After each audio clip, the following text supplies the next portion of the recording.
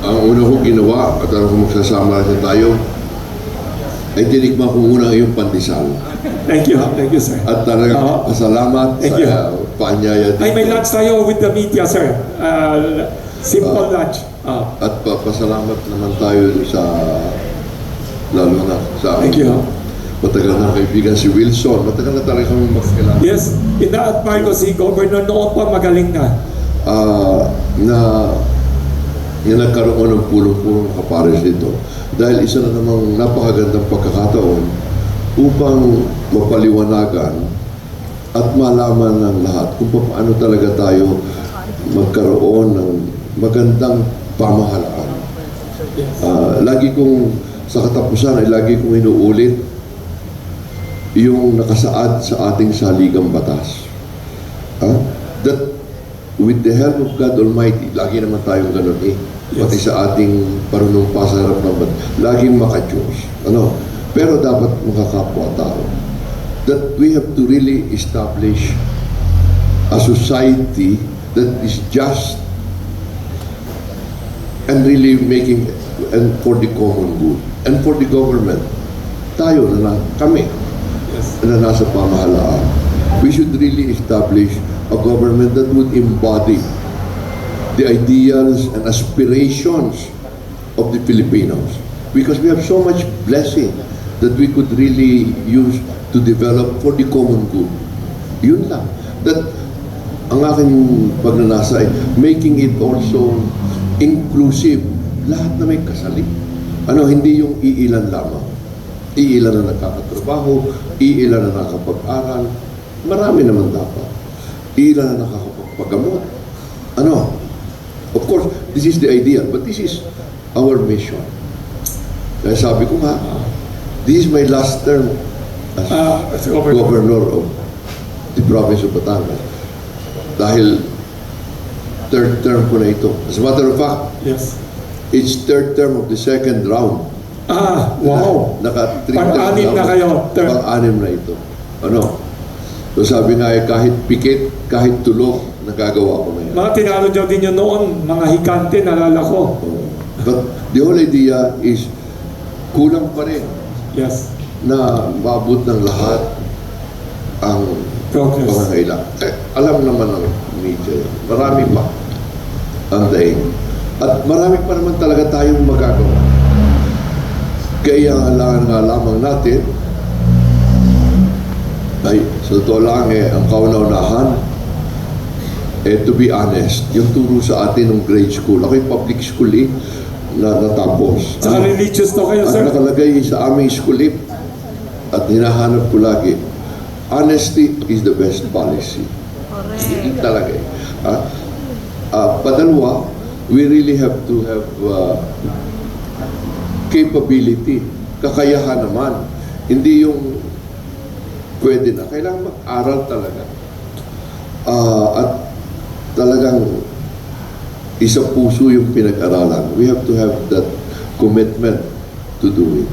And compassion with our people. Dedication. Kailangan din natin yan. At saka yung perseverance, hindi ningas kugos lang. Marami inigas kugos lang. All those things are very necessary. So that we would really be able to help our people to become yung totoong Pilipino.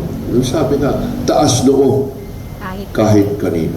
Any plans sa Senate? Yes. May mga clamor for you to run for the Senate now. Yes, Marami as na I gusto. mentioned, ang mga taga-local government, gusto akong tumakbo for senator. Are you open to the invitation at the clamor? Of course. Okay. Open akong maglingkod. Sir, may tanong pa pahabol kanina yung nomalist na entertainment editor. May kababayan daw kayo na former governor nanalo, best actress sa MMFF si Vilma Santos. Anong reaction niya daw? Nanalo yata siya best actress, di ba? Si Vilma Santos Recto. Yan. Anong message niya for that? Sa panalo niya? Well, si Vilma naman ay tunay na superstar. Kaya talagang inaasahan na manalo talaga. Talagang mahusay. Mayor siya when you were governor noon, di ba? At saka sa politika, Yes. She was a good mayor and she was a good governor, Galing. as a matter of fact. Good mayor and good governor. Would you endorse her again as the next governor? May chismis, she might run again? Well, I don't know whether she will run or not. Kaya mahirap kung sabihin whether I'll endorse her or yes, not. yes. Baka endorse ako na endorse, hindi naman pala tatakbo. So you congratulate her for her... Pag nag-endorse pa ako dyan at tumakbo ako ng senator, ay baka mahirapan ako sa Batangas. May kalaban na iba. Sir, are you congratulating her for her victory Of course. sa movie niya? Yes, yes. Yes. Lagi kong Proud ng Batangas. Sir, last And question. that Yes. really, yun ang gusto natin. That really gives honor and recognition to the province of Batangas. Yes. Yun naman ang gusto natin sa lalawigan ng Batangas, na ituloy yung sa kasaysayan na ng Pilipinas, na lagi naman meron tayong mga bayani na magiging huwaran. Hindi lamang huwaran, kundi nagbibigay ng lakas ng loob sa ibang Pilipino, hindi lamang mga Pilipinong Batanggenyo, Si Mapili, na talagang itaas ang antas pagkilala sa mga Pilipino. Si Mapini. Napakasakit na naranasan ko ito noong una bago ko lumaki sa politika. Yes. Na kung minsan hiyak-hiya akong gamitin ang aking passport pagpunta ko sa labas. Dahil sa nangyayari dito at ang tingin sa Pilipinas. Napakasakit. Kaya kailangan natin ang mga huwaran. Nakakapagbigay ng pag-asa ito sa ating mga kabataan. Kailangan natin ngayon To inspire people. ang mga huwaran na nagbibigay ng pag-asa sa Thank ating you. mga kababayan. Na mayroong Nandiyan yung magaling kami na sa writer, Batangas. si Marlo. Baka may tanong ka, Mr. Dalisay. So kaya, hindi pala. Nakamali, akala ko yun.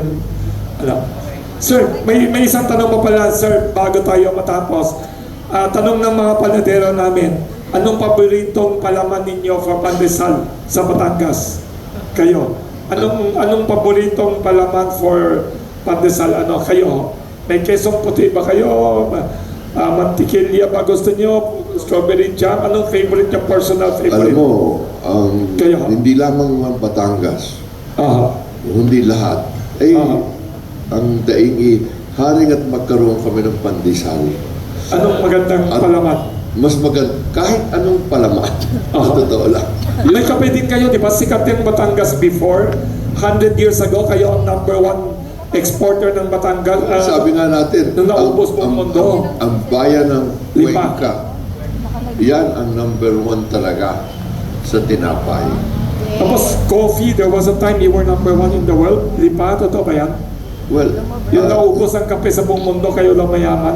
sa kauna-unahan, pagkakataon, ang Pilipinas naging number one. Coffee exporter At ito daw. lamang ay sa coffee. Oh. At yun naman ay sa Batangas lang. Yung kaping Barako. Anong area yan? Sa Lipa? Sa Lipa.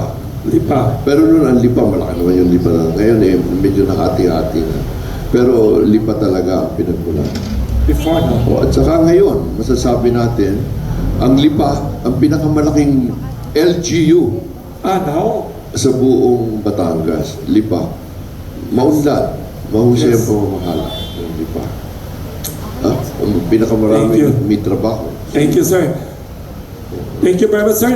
We have a tradition dito sa Pandesal Forum na we will have pictures with the Pandesal. Pero before we do that, thank you very much again to the very outstanding Governor Dodo Mandanas na matagal na, baka di pa pinanganak ibang journalist dito. Kilala ko na si Governor na napakagaling na banker, economist, and a very outstanding businessman na napakaswerte, napakamapalad ang gobyerno ng Pilipinas na pumasok siya sa politika, pinasok niya ang politika, so dinala niya yung wisdom niya, yung efficiency niya, and yung business sabi niya to Batangas province and to the government. Thank you very much, Governor Dodo Mandanas, for sharing your ideas. Tsaka, Sir, thank you for helping all the local government units all over the Philippines by fighting for the rights of LGUs, for the rightful share of the national budget na direct down to the grassroots. Buong gabi, rini-research ko ano ba ibig sabihin ng Mandanas ruling na parati natin naririnig. Nandito himself, the leader behind the Mandanas ruling, na the legal struggle you went through to get justice for the people. Thank you very much for your leadership. Thank you for the time ng media. Sir, may tradition tayo dito. You have to hold this and have a picture with the... Nakatayo tayo? Nakatayo daw tayo, sir. Thank you very much.